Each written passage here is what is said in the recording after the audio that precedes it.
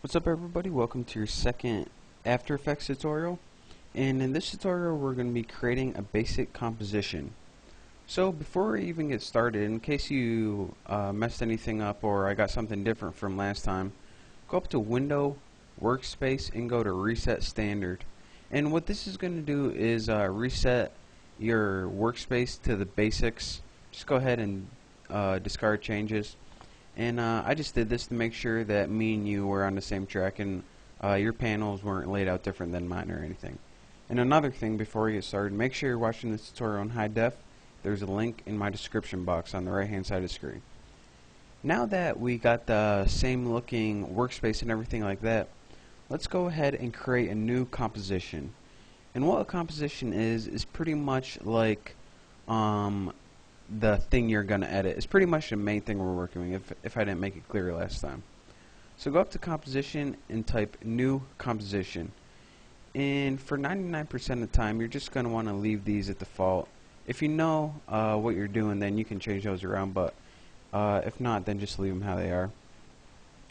And one thing I want to go over here before we get started, well, let me first tell you guys how to add footage to your composition. To add footage to your composition, open your composition panel so you got this black screen, just the background with nothing on it.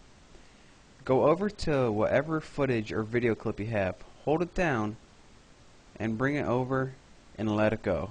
That's the easiest way to add footage to your composition. Just grab the footage, drag it over, and let it go. Now once we have some footage, now I can tell you guys what I was going to tell you before. Whenever I'm talking to you guys about footage and time, there are two different ways that you can edit the time. One is by dragging this thing called a CTI, or current time indicator, and you can just drag it, and as you can see, it moves simultaneously on the timeline and in your composition panel. Another thing that you can do, if you want to go to the exact point, is double click this and you can edit time right there. Edit the spot you want to go to. So let me just move this to beginning, and it will go to the beginning of the clip. Now, once you do that, we're ready to move on to the next thing. And if I didn't tell you guys already, which I don't think I did, anytime you add a source to your composition, it becomes known as a layer, and it'll show up down here. And down here are all the layers of your composition. So now that we learned how to add sources to our composition, let me teach you guys how to use the composition panel so it's like 100 times more effective. To zoom in on the composition panel, you can either use this, which is zooming in, or you can use a very effective shortcut, which is pressing the comma on your keyboard, which zooms out, or the period on your keyboard, which zooms in. Another thing you can do is scroll. If you have a mouse wheel on your thing, you can scroll in and out, and that's another very handy thing.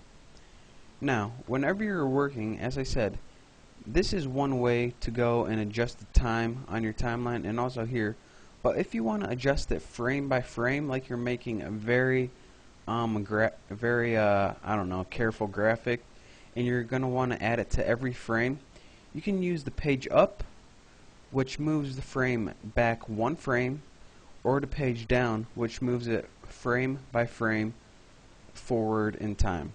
And if you hold it down, it scrolls back, and if you hold it forward, it scrolls forward. And again, those two things are page up and page down. Now, actually, I'm going to stop my tutorial right here, since I think we learned enough for right here, and my file is getting kind of big. But in the next tutorial, I'm going to be going over the next couple things you can do that'll help you out on the composition window. So make sure to watch that, and thanks for watching.